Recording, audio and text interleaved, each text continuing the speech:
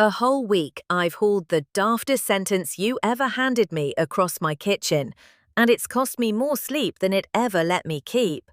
Last week you built me a wave meek as a lamb, pinned to nothing at every wall, obedient as a fiddle string on its pegs. And then, coat half on, one boot out your door, you leaned back in and told me that next time, the meek thing turns burglar, and shut the door before I could call you a liar for it. Hang the wet coat on the peg and let the fire have a proper go at you first.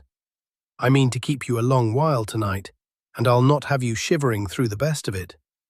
But say it out loud before we start. The impossible thing, in your own plain words. Not my clever phrasing, yours. So I know exactly what it is you rode up the dark hill, still refusing, in your bones, to believe. Fine, here's the daft thing, bald as I can make it. You're telling me a particle that hasn't the legs to climb a wall can turn up, now and again, standing on the far side of it. Through the boards, not over the top. A thing barred from the hill, found calm as you like in the field beyond. Having never crossed the top, I'll swear could never be reached. That's a burglar who can't climb the fence and is somehow on your lawn. And you want me to nod at it. And hardly one soul in 1,000 ever feels how mad that is, because they take my word for the ending and skip over the wall to get to it. So we'll not skip the wall. We'll build it, brick by brick, till it's the most hopeless wall you ever met. Raise it for me first, then, and swear to me on everything Newton taught you at this fire that nothing without the legs for it ever gets across. Easy done, and gladly. This bit I'd stake my hat and my horse on. Here's your wall. Not brick, mind, but the kind you drilled into me all through the clockwork nights. A hill, a great smooth rise in the road, patient and steep, and a ball of mine sitting at the foot of it, waiting on a shove.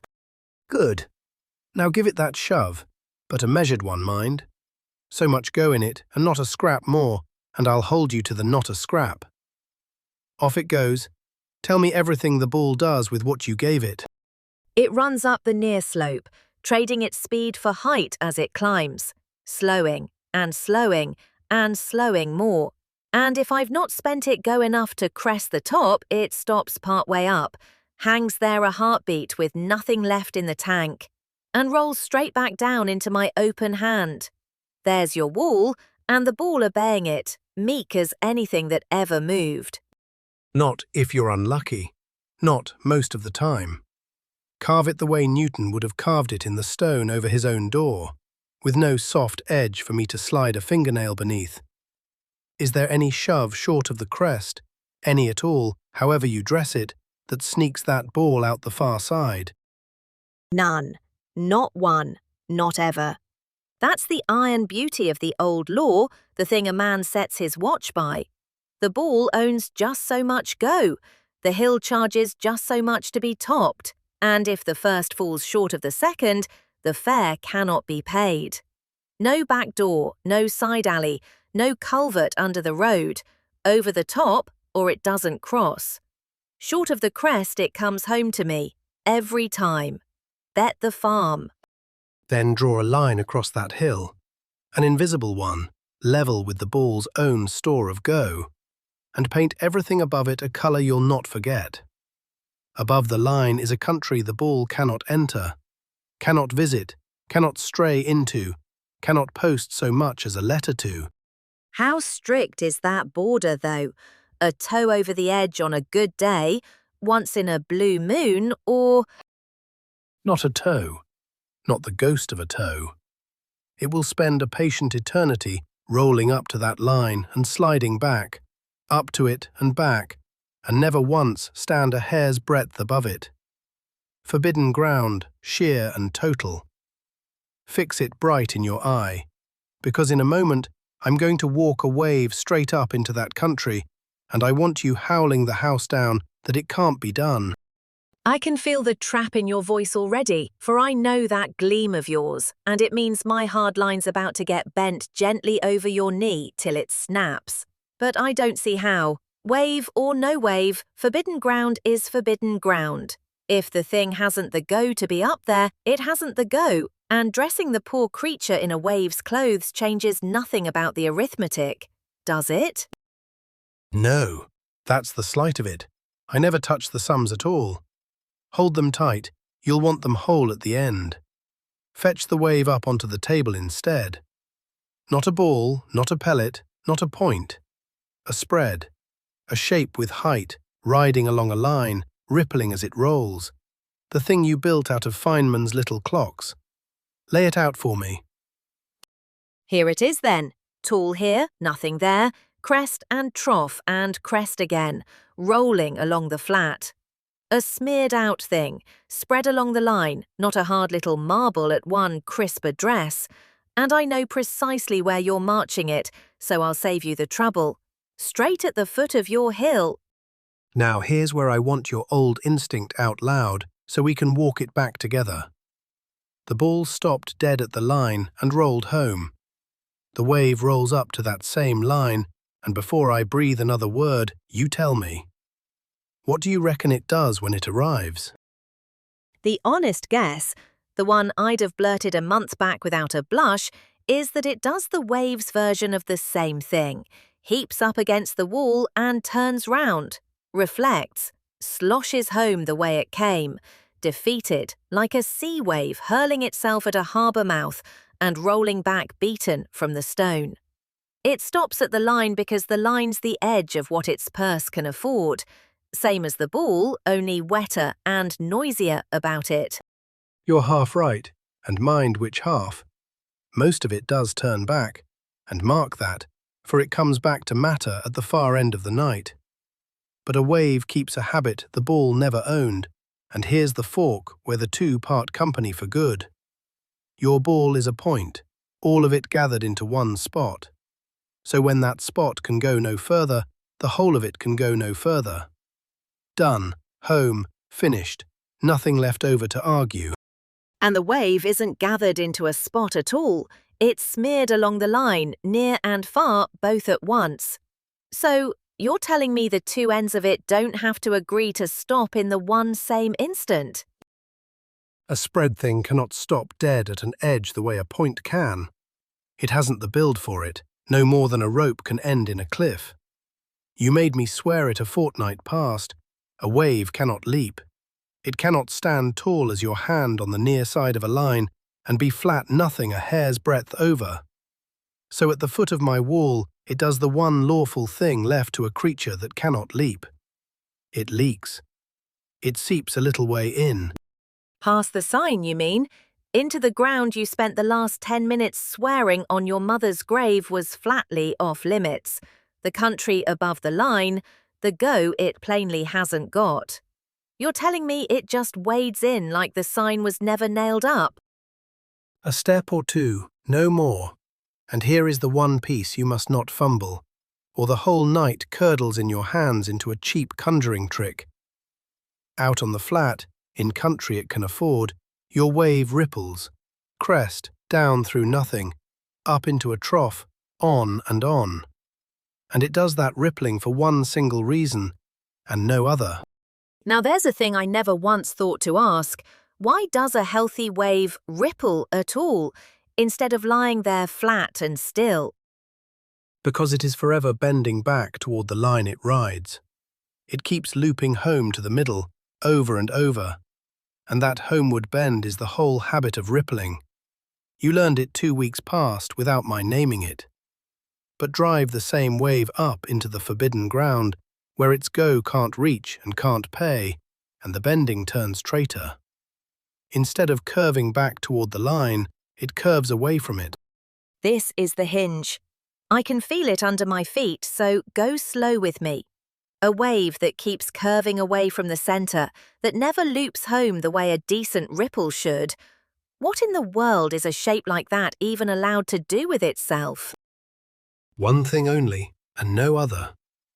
Curving away with nothing left to pull it back toward the line, it has no way to hold its height up. So it cannot rear away and grow. It can only sag away and thin out. It fades. It sinks toward the line and dwindles, sheds its height faster the deeper it's driven into that forbidden ground. Not ripple, not slosh, not turn round and roll home. It fades toward nothing. Quicker with every step it's pushed further in. How fast, though? A slow, gentle dying off, like a candle guttering over an evening, or something sharper and crueler than that? Picture a shout going into a thick, heavy wall. Loud at the near face, muffled a hand's width in, fainter a hand deeper, and somewhere inside the stone, nothing. Dead silence, the shout given up. The wave in the forbidden ground behaves to the letter like that shout. A height that starts small at the face and dies away quicker the further in you chase it. It doesn't march gaily over the country your ball was barred from. It bleeds a short way in, losing itself, and gives up the ghost in the dark. It creeps in a bare whisker, then, bleeding height the whole while, and petering out inside the wall, not rollicking up over the hill big as life the way it'd roll along the open flat. Which, hold hard a moment, that still doesn't get me my burglar, does it? It just means the wave dies inside the wall instead of against the face of it. It's still trapped. It still never crosses. Where's my man on the lawn? He's been waiting this whole time on one word, and the word is thick. How thick is the wall? Everything from here swings on the one thing. Whether the fading wave runs clean out of height before it reaches the far face, or doesn't quite manage to. That, and nothing else, is the question now. And if the wall's a good thick one, the kind you'd not think twice to lean a ladder against, then the height fades to nothing, somewhere deep in the middle of it, lost in the stone, and there's your sad little leak that dies quietly in the dark, and not one thing comes out the other side.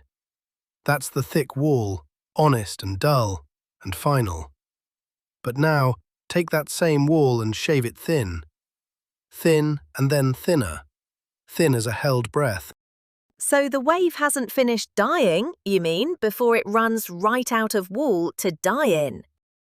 Follow the fading tail right to the back face with me. It's dwindling just as fast as ever. Nothing's changed about its dying, but if the wall is thin enough, it hasn't reached nothing yet when it arrives there.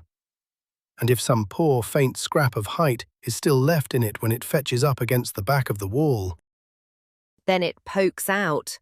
It pokes out the far side, out into the open air on the other side of the wall entirely. A small height on the far side. Faint, a shadow, a mere whisper of the wave that met the near face. But it is not nothing, and that is everything. A real ripple, standing in the daylight on the far side of a wall the thing never had the go to climb. And it takes up rippling again along the flat beyond, calm as a churchyard on a Sunday. The wall didn't stop it after all. The wall just thinned it to a whisper and let the whisper walk on through. Wait, hold everything. A height on the far side means something. You beat this into me 3 weeks running till I fairly bled over it at this hearth. A height is never merely a height, never just a shape lying there. Then say what you do to it. You know this one cold, in your sleep. Out with it. I square it. I take the height and I square it, and out drops the odds of catching the thing right there. So if there's a real live scrap of wave standing beyond the wall, there's a real chance, small, aye, but real and countable and honest, of finding the electron on the far side of it. Not a ghost, not a might have been, not a smear of wishful thinking. I square that little poking tail, and the particle is simply genuinely there, across a wall it never in its life climbed. Built with your own 2 hands, all of it, before I'd so much as breathed its name at you. A true chance held in your fist. Modest, a slim one, but every bit as real as any odds you ever squared out of any height, of finding the electron free beyond the barrier. That is the thing. That is the burglar on the lawn. And how does it turn up over there when I catch it? Winded, half spent and gasping from the crossing, like a man who's just swum a cold river. Here's the thing that ought to knock you off that stool and onto the flags. When you do find it there, it carries the identical go it rolled in with.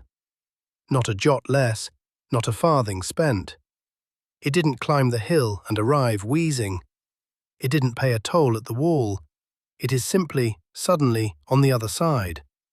Same speed, same energy, same everything to the last hair, as though the wall had, for that one particle, briefly forgotten to be a wall. That is tunnelling, the name of the trick. So there's my burglar at long last, a stranger fish even than you promised at the door last week. He hasn't the legs to climb the fence, never had them, never will, couldn't clear it if his life hung from the top rail. And yet I glance out the window and there he stands, bold as brass, planted on my lawn on the wrong side of a fence he plainly never got over. He didn't vault it, he didn't dig beneath it, he was on this side. And then, some small fraction of the times I look, he's just on that side, with no crossing in between that any living soul could point to. Don't you go hunting for it. That's the pit that swallowed far cleverer men than the two of us in a sack. There's no little reel of film of the burglar squeezing his shoulders through a gap in the boards. No single frozen frame you could hold to the lamp, where he's caught halfway, embedded in the fence like a fly set in amber. There's no such moment to find. But he must be somewhere while he's crossing, surely. A thing can't just be here and then be there with no... He is a wave, and the wave has a height on the near side, a fading whisper threaded through the wall itself, and a small height on the far side. All at once, one connected thing draped across it. Square it and look, and the odds say only this. Mostly you'll catch him this side, and just occasionally, you'll catch him that. The crossing was never a happening, never an event with a clock on it. It's only where the odds chance to land the once you looked. And this is the very door you cracked open on me last week and wouldn't walk me through, curse you. Your perfect walls pinned the wave to nothing, you said. But nature's own walls were softer, and against a real soft wall, the wave leaked a little way in. This is that leak, the selfsame leak, only grown up and gone walking. Tonight we drill through the middle of it at last, and you've a fine memory for an uncashed promise, which is a good part of why you're worth the climbing to. Last week's sheer schoolroom wall killed the wave at its foot, meek as a string knotted to its peg. But no wall in creation is ever truly that perfect. Every real wall is a soft-edged thing the wave can seep a little way past, and the moment you allow that seeping, you've quietly allowed everything else that follows tonight. The leak in was the loose thread hanging off the hem, and the walkthrough is where that thread was tied fast all along. The whole time you were swearing the wall was sheer. Just so. And now pull hard on the one word I keep leaning my weight upon, for it carries more than it lets on. Thin. I made the wall thin, and the tail lived to poke out the back. Go on, ask me how fussy that business is. Then say I fatten the wall a touch. A board or two thicker, no more, hardly worth the mention. Does my burglar's chance ease off gentle and gradual, like a hill sloping down, or does it go clean over a cliff? You'll not find a steeper drop in all of physics, so plant your feet before you dare look down it. The fading is fast, and, worse than fast, it compounds on itself as it goes. Every extra whisker of wall doesn't merely shave one honest slice off the far side height. It shaves a slice off what was already a sliver, and then a slice off the sliver of the sliver, the loss forever feeding on the loss.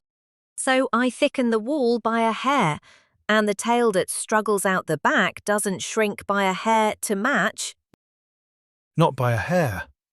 It's crushed, hammered down toward nothing at a rate that runs away with itself, like a boulder down a scree. A touch thicker, a touch taller, and the odds don't sag. They fall out from under you, all at once. Savagely, murderously fussy about the wall. That's the phrase to carry home in your teeth. Which has just got to be the reason I've never once caught a ball at this game. A real ball, a real hill, the walls mountainously thick next to anything so wee as an electron's little fading reach. So the tail's been crushed to a nothing so fantastically far below nothing that I could stand there flinging balls at it till the seas ran dry and never catch a single one on the far side. And now shrink the thing down in your mind's eye. What then? To the electron itself then, with its wide, generous reach and its next to no weight, and the fading turns gentle enough that a thin wall barely dents it. So the tail comes roaring out the back, and the crossing happens all the livelong day, over and over, without anyone remarking it. There's the world sorted into its two halves, a roar for the tiny and the light, and a whisper so faint it's a silence with a rumour buried in it, for the big and the heavy and the slow. And what draws the line between the roar and the whisper? The grain. I'd wager my hat on it without a second thought, the grain that came out of the first night's fire. And Planck was dragged to it, kicking and swearing every step of the way. That fantastically small unit of nature's, the one you just named. Above it lies the great lumbering world where nothing tunnels and a wall is honestly a wall. And below it, down at the electron, the walls turn to gauze and gossamer, and a thing is forever half leaking out of every room you take the trouble to shut it in. Now, I have to stop you dead because a suspicion's been swelling in me the whole while, and it's gone from an itch to an outright shout I can't sit on. This smells like cheating, rank cheating. You've got a thing turning up in a place its energy point blank forbids it, out past the top of a hill it plainly hadn't the fare to climb. So somewhere on the quiet it's dipping a sly hand into a till that isn't its own. Say the charge plainly, the way you'd say it to the creature's face in a court of law. What is the crime you're accusing it of? Borrowing, plain borrowing. It's borrowing the go it needs to get up and over, and then paying it smartly back before the accountant looks up from his ledger and catches it short. Where does that energy come from to hoist it over the wall? Because it has to come from somewhere. Nothing rises for free. Nowhere. It comes from nowhere for the plainest reason there is, because none of it is borrowed, not a farthing. And this is the hill I'll lie down and die upon tonight, so plant both boots and lean your weight in against me. The particle does not get up over the wall. It never does. But it must surely to be found on the far. Read your own words straight back to me, slow. It never has the go to be at the top. It never comes by the go to be at the top. And it is never once, not for the barest flicker, actually found at the top. There's no moment you could freeze it perched up there, having borrowed the fare off a stranger. What it does is turn up on the far side, out on the honest flat beyond, carrying, to the atom, the go it always owned. Same modest electron walks in. Same modest electron walks out the far side. Energy equal to the last hair, in and out. The ledger is never touched, never so much as opened. Nothing was borrowed, for the simple reason that nothing ever needed to be. There was no debt, because there was no climb. But that's the thing that splits my skull straight down the middle. If it never went over the top, and never squeezed through a gap in the stone, and never borrowed a single farthing to lift itself, then by what blessed road did it get from this side to that? You cannot just plonk it down on the far lawn and wave the getting there away with the back of your hand. Something spanned that wall, something got from here to there. Never the particle, mind, and never the wall stooping down to let it over. What spanned the wall was the wave's own reach, and nothing else besides. That's the answer, and it's stranger and quieter than the one you were braced to fight me over. The reach, go slow, slower. Go back one more time to that fading tail and look hard at what it truly is. The wave, being a wave, has a certain span, a certain reach. It does not halt politely at the wall's face and wait to be admitted. It pushes its dwindling height into the wall, and if the wall is thin, its reach simply carries out the far side. The wave was always a spread thing that could live on both sides of a thin wall at the same moment. So nothing had to be heaved up and over anything. Not a finger's width. The wall never dropped to make it easier, and the particle never gained a scrap of go it didn't already have. It's only that the wave the particle truly is was never wholly on the one side to begin with. It hung draped across the thin wall, the way a cloth hangs flung over a low stool, down both sides at the same time, quietly, all along. So the conservation you spent whole nights hammering into my thick skull survives the evening without a scratch. It's simply that where the thing is allowed to be was never once fenced in by where it has the go to climb up to. Those two were never the same fence. The wave reaches where the ball could never have walked. And reaching is not the same beast as climbing. Reaching costs nothing because the wave was already there, faint as a held breath, the whole time you weren't looking. Carry those 3 words folded in your waistcoat pocket. Reaching costs nothing. They are the honest, beating heart of the business, and they'll keep you out of every ditch on this road. No law bent then, not one, not by a hair. Not by the shadow of a hair. The strangeness lives entirely in the wave being a spread, reaching, draped thing, rather than a hard little pellet at one crisp address, and every other queer thing tonight follows meek and lawful the moment you've swallowed that one. So, you've built the mechanism with your own hands, kept it honest, and not once let me cheat you. Are you ready now to hear what it's actually for? You've had this one crouched behind your teeth since the second I came in, dripping on your good flagstones. I can see it there. Out with it, man. I did not haul you up this dark hill in the wet and the cold to show you a parlour trick, a card up the sleeve. This one small quiet thing, a whisper leaking through a thin wall, is a fair fat slice of the reason there's a lit sky over your head to look up into at all. Now, you've lost me entirely. What has a wave leaking through a wall got to do with the sky over my head? Take yourself up, in your mind, into the heart of the sun, right down into its core, the furnace room where all its light gets made. It's a crush down there past all imagining. Bare hydrogen, protons stripped naked of their electrons, packed shoulder to shoulder and flung about at a savage, roaring, unthinkable speed. And that terrible crush is where the light itself gets made. The sun shines because those protons meet and fuse. 2 of them slam together and stick fast, and out of that sticking pours the light and the warmth that's on your upturned face every summer morning of your life. That is the fire the star runs on night and day, age upon age. Protons, meeting and joining. But hold you there a moment. You taught me these yourself, in the lines of force nights, at this same grate with this same poker in your hand. Every last proton carries a positive charge, and like charges shove one another apart. The nearer you force 2 of them together, the harder they fight you for it, spitting and heaving. And that shove, think carefully, does it climb gently as the 2 of them close, or does it climb steeply?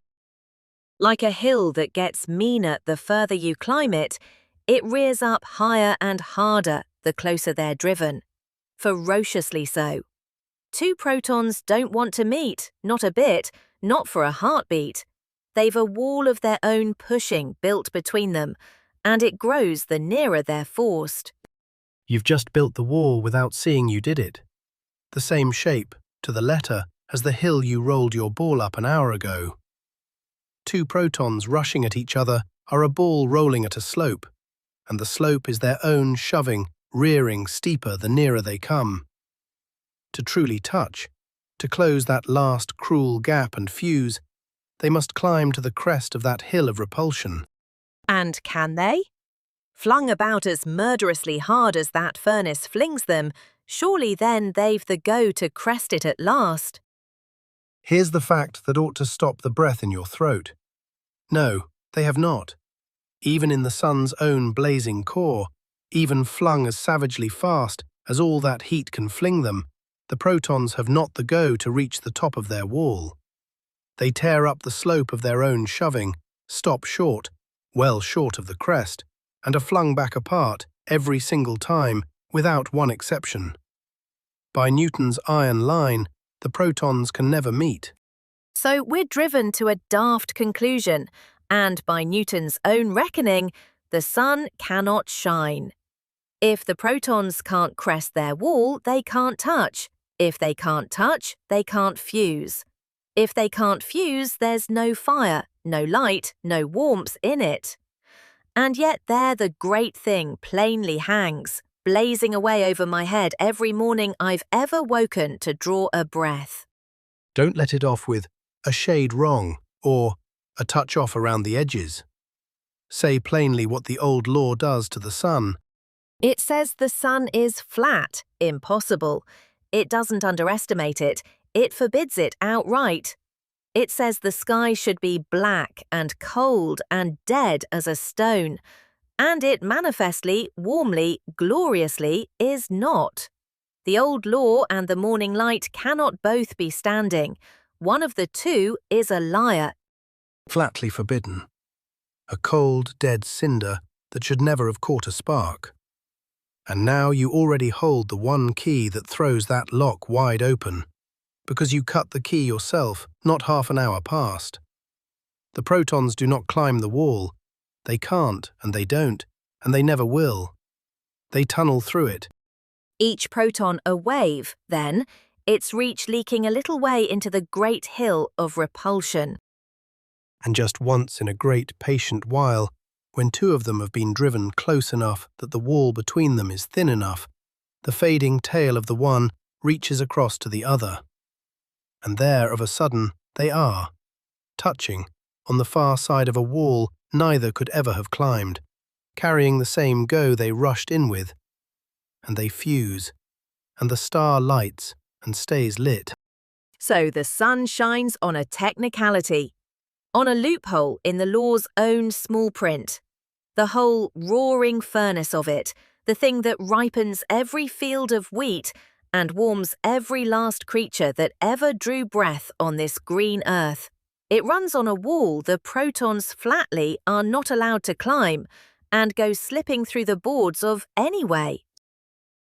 And had they only kept Newton's hard line, like honest, law-abiding citizens the lot of them, Dark and dead and empty it would be, that sky, and there'd be no one down here warm enough to stand about complaining that it was. That one thin loophole is the difference between a living, shining sky and a cold, black nothing. We are here because the protons cheat. every scrap of warmth you have ever felt off that sky came through a wall that by every classical right ought to have turned it flatly back at the door. You are alive. The grass grows, the rivers run, the morning lies warm on your neck, on a technicality of the wave. Sit in that before we move an inch. It is not a figure of speech, and not me rounding off for effect. The sun is a tunnelling engine. Stop the leak through the thin wall, and in the same breath you have stopped the star. But you said it so careful, once in a great patient while. The odds of any one proton tunnelling across to its neighbour are crushingly tiny, by everything you swore to me not 10 minutes back about how savagely fussy that crossing is. So how does a whole sun's worth of steady, patient shining come pouring out of a chance pared down as fine as that? A rare accident can't warm a world.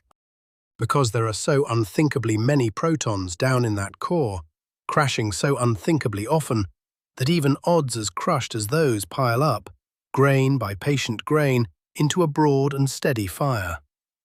But here's the loveliness you never thought to ask for. so I'll press it on you unasked. Because each crossing is so desperately rare, the sun burns its fuel with an exquisite, miserly slowness. If protons fused the instant they met, no wall, no waiting, no toll at the top, the sun would have flared up and burned out in one gasp, a brief mad flash and then endless black, long before there was ever a you to be warmed by it. So the thing that ought to make it impossible, that savage, crushing unlikeliness, is the same thing, turned quietly round, that makes it last. A crossing so rare the sun can only sip its fuel one reluctant drop at a time. And so it sips, patient as stone, age after age, instead of gulping the cup down in a single afternoon and going dark. The meanness of the wave is the one reason there was ever time enough for anything at all to happen down here beneath it. It's fragile, that one, and it's true, both at the same time. And now let me turn the identical key the other way, in a wholly different lock. For tunneling doesn't only smuggle things in through walls, it smuggles them out. Out? Out of what? Now? Cast your mind across to a heavy nucleus, one of the great, overstuffed ones, crammed too full with more bits than it can comfortably hold together. Every so often, one of those spits out a little clump of itself. A small, tight, hard knot goes flying loose into the world, and the thing you started with is left behind, lighter than it was. That's a kind of radioactivity, and it too is a wall being walked through. Only this time from the inside out. So the wall works the other way about now, penning a clump inside the nucleus, wanting out, the way your two sheer walls penned my wave in the box last week. Deep inside, the nucleus grips its own bits fiercely. A strong, short-armed pull that clenches the whole jostling crowd into a knot. But that grip only reaches so far. Past the edge it gives out, and the shoving apart takes the field. The same electric repulsion your protons felt, only now heaving the clump violently away. Picture it as a deep pit then, with a high wall round its lip, hauled inward hard while it's deep down, but faced with a ring of repulsion it hasn't the go to climb the moment it tries for the door. And it rattles about in there, banging on that wall from the inside, ferociously often, and by the old law, jailed for eternity. It simply hasn't the fare to crest the rim, not now, not ever. But say the true thing, say what it really is. It's a wave. So it doesn't merely bang the wall and bounce home defeated. It leaks into the wall, fades as it goes deeper. And if that rim is thin enough at the top, a bare whisper of it pokes out the far side.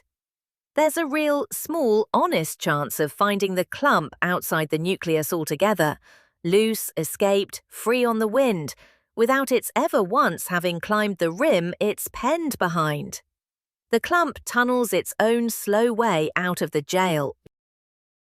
Once in a very, very long while, yes. Each time the clump slams against that wall, the odds it leaks through are minute past all reckoning. But it slams so unfathomably often that sooner or later, sometimes sooner, sometimes a great deal later, one comes good, and it's out and away. And now watch the fussiness do a thing you can hold in your two hands. The cliff edge from before, you mean? The one that fell right out from under me? Some of these heavy nuclei fling their clump out in a bare heartbeat, barely settled before they let it go. And others sit brooding, patient and silent, for spans of time that beggar the mind, longer than the sun has burned, longer than the ground beneath your boots has existed, before they finally, grudgingly, let a single one go. The self-same mechanism drives both, so tell me, why the staggering, gaping spread between them? The fussiness. It has to be. A hair thicker or taller and the odds don't ease, they collapse. So a nucleus whose wall sits a touch thinner, or lower, lets its clump leak out briskly, a short wait, and away it goes. And one whose wall stands only a little thicker, only a little mind, has its escape odds crushed so far down the wait stretches out to ages. A tiny difference in the wall becoming a monstrous world-swallowing difference in the waiting. The entire vast ladder laid bare, the quick spitters and the ones that outlast whole mountain ranges. And it's nothing on this earth but the tunneling odds, read out slow and patient as a clock. How long a heavy nucleus lasts before it decays is, at the bottom of it, just how long you must wait for a trapped wave to leak through the wall round it. And because the leaking is so ferociously touchy about that wall, a modest little range of walls throws off a colossal, yawning range of clocks. From the blink of an eye to spans of years that make the age of the earth itself look hasty and young. The slow clock buried deep in a rock, the one that lets us read off how old the ground beneath us truly is. It ticks by nothing else in the world but this. It ticks by tunneling, and by tunneling alone. Every last one of the great slow clocks locked in the stone, the ones that measure out the age of the world in their unhurried ticking, is a little trapped wave, banging on its wall in the dark, waiting out an unlikeliness so bottomless it can take longer than the earth is old to leak through even the once. There's a grandeur in that I wasn't braced for. The oldest, steadiest clocks we own run on the very rarest crossings there are. And lest you file the business away as a thing that only lives in the far sky and the deep rock, leagues from anything you could touch, let me set one on a bench in a plain laboratory. There's a microscope, a real and working one that can feel out the individual atoms on a surface, one at a time, and draw you their bumps like pebbles ranged under a stretched bedsheet. A microscope that feels out single atoms, one by one. And it works by tunneling too. By nothing else in the world. You bring a fantastically fine needle down toward the surface. Close, mind, close as a whisper, but never touching, leaving a tiny gap of empty space between the needle's tip and the atoms below. Empty space between them, but that's a wall, of course, a barrier of pure nothing the electrons haven't the go to cross.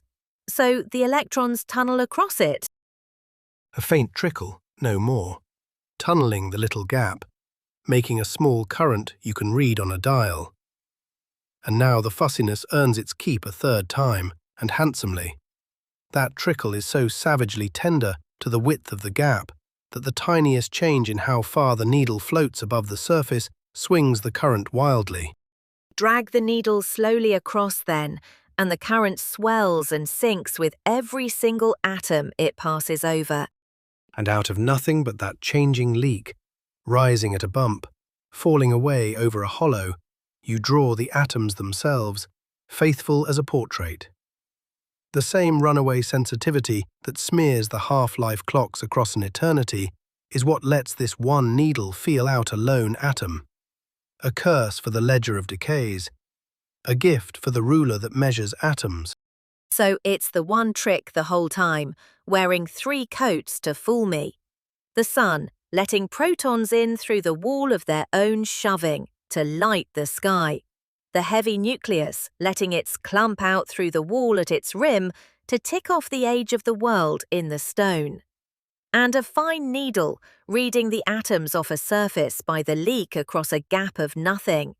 In through a wall, out through a wall, across a gap, all 3 one wave, refusing to stop where its energy tells it must. And you've caught the shape of it, dead on. Now, I can see the next question stacking itself up behind your eyes, the one every soul asks the instant they finally, truly believe me about the burglar on the lawn. You'll have guessed it dead right, whatever it is. You always do. So ask it for me and save me the fumbling. If a proton can slip through a wall, and a clump can slip out of a nucleus, and an electron can leak across a gap of empty air, then what about you?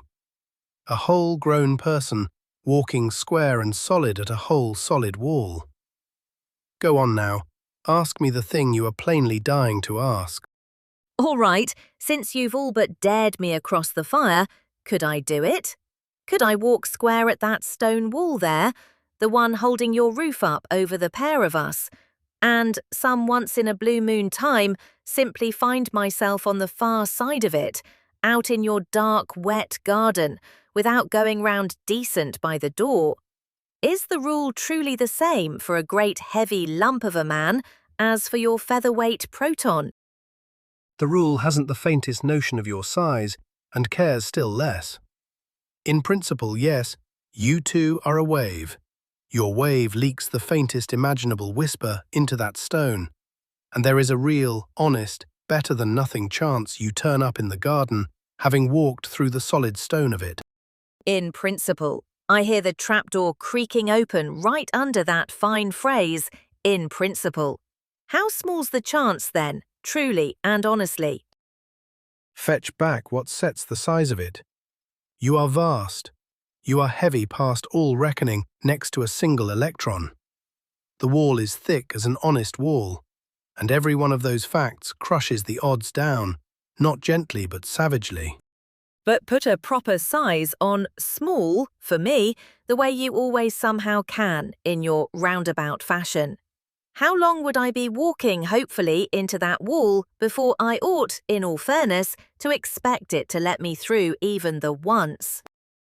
Longer than the whole universe has, to this night, contrived to last. And that's not me reaching for a big phrase to frighten the children into their beds. Set yourself walking into that wall, patient and hopeful, once every second, and the entire age of everything would pass, and pass again, and again a fantastical number of times over, before the odds came good and let you stumble through the one time. You would wait out the slow guttering of every last star in the sky. So that's my grand comfort, is it? You absolutely can walk through solid walls, sir, only kindly set aside somewhat longer than the universe has thus far managed to exist. I'll not be leaning on your good stone wall with any confidence tonight, then. It's not that the door forbids me the garden, it's that the door is, oh, unimaginably the faster route. The wall was never a hard no at all, it's a yes in about forever. That's the truest single sentence you've laid on this table all the long night, and it holds the shape of the thing folded up small inside it. The rule is universal. Nothing anywhere is exempt from it. Every wall in creation leaks a little, for everything that ever comes to meet it. It's only that the leaking is a roar for the small and the light, and a silence past all silences for the big and the heavy and the slow. And that eases something in me I didn't rightly know was clenched up tight. It's not two different worlds then, one where things obey their walls like good citizens, and another where they cheat them blind. It's the single rule, the whole way up and the whole way down.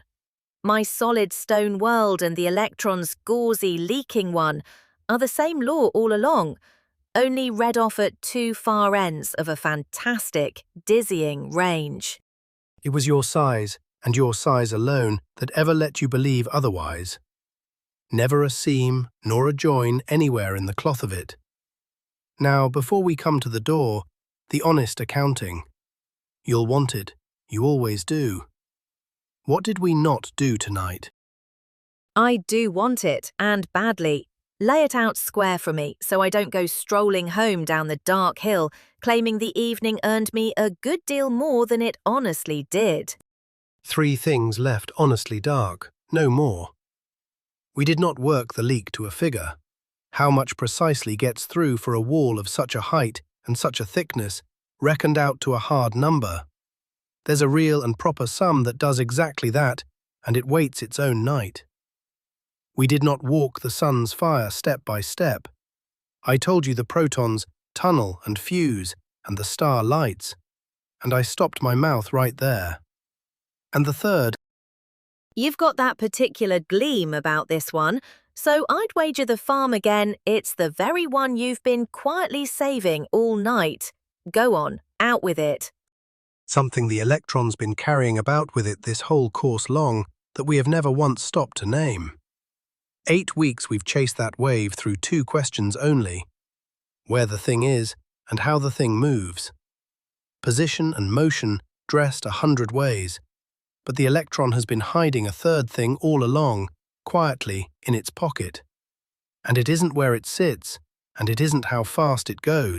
What's even left over then?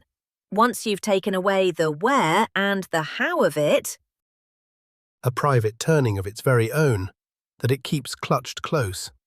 A thing that comes in only 2 flavors, no more and no fewer, not a one in between. And if you send a whole beam of electrons through the right sort of gate, that beam splits clean and sharp in 2. Half of them tipped the one way, half tipped the other. Nothing smeared in the middle, nothing halfway, just the 2. you cracked that door not a finger's width, you sly old article. 2 flavors, a beam split sharp in 2, and named the room beyond it before I could reach my hand for the handle. That's next week, isn't it? I can hear it is. Not 1 copper of it spent tonight. Leave it undrilled on the doorstep, the way you left the wall undrilled last week, and it'll be twice as sweet when we break into it. All I'll set down at the door is its bare name. Next time. The thing the electron spins. Unturned, it stays then, till next week, same as I've left every sweet locked door you've ever walked me up to, and rapped my knuckles at the second I reached. It's a cruel habit of yours I've stopped resenting and started, God help me, half loving. You know the ritual now, the 2 of us. The last word at the door is always mine. You've earned that last word 8 nights running, so take the floor and say the night back to me in a single breath. The wall, and the leak, and the walk through, the honest ledger, the sun and the slow, patient clocks buried in the stone. And I'll be listening close, the way I always am, for the one clock among the lot of them that's pointing to the wrong hour. Then here it is, in one long breath. I came up the hill, half refusing to believe you, that a particle without the legs to climb a wall turns up, now and then, on the far side of it. And instead, you made me build the wall myself and swear on Newton that nothing short of the crest ever crosses. Then you set my meek wave rolling at it, and it wouldn't stop dead the way my ball did, because a wave cannot leap. It seeped into the forbidden ground, curved away from the line, and faded, quicker the deeper it went. A thick wall was the quiet end of it, but you shaved it thin, and the fading tail hadn't run out before it reached the far face, so a whisper poked out the back, and I squared it. Small, honest odds of catching the electron beyond a wall it never climbed, carrying the same go it came in with. And when I cried cheating, you'd have none of it. Nothing's borrowed, nothing's lifted over. The wave hung across the thin wall on both sides at once, so reaching costs nothing, and the ledgers never touched. Then you showed me what it's for, and it took my legs from under me. The sun can't shine by the old law. 2 protons haven't the go to climb the wall of their own shoving, so the sky should be black and cold. Except they tunnel through and fuse, and the star lights, so I'm alive and warm on a technicality of the wave. The same key turned the other way lets a clump tunnel out of a heavy nucleus, so the slow clocks in the stone that measure the age of the world are just little trapped waves, almost never getting out. And next week, I gather, the electron stops being only a where and a how, and starts being a turning too, the thing it spins. I'll be at your door before the birds as ever, and I'll leave the wall between us standing tonight, since walking through it would take me a good deal longer than the pair of us have got.